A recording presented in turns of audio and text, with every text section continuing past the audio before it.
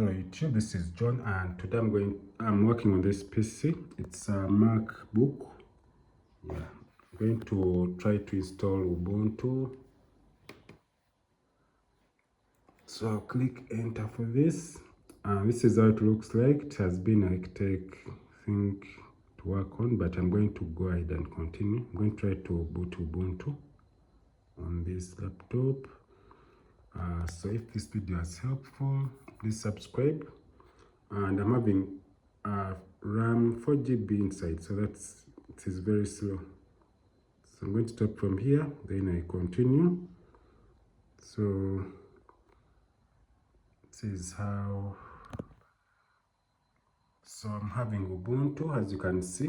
So when you go and click the Alt, you'll get to this point. So here, I'm not going to install right now. I'm going to go ahead and just go and say try.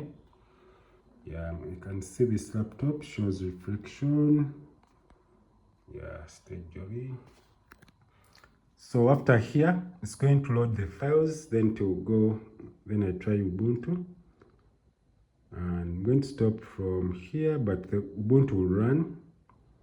But I'm just scared about the storage on my phone, but I was just trying to show you the update on the laptop I'm working on.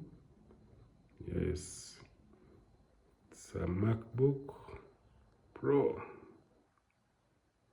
So I'm waiting. It's very slow because of the RAM. So after here, the laptop will load all the files from the USB. So I created this USB from the Windows PC. Yeah. So I will show you how to create a bootable through the Windows Microsoft OS.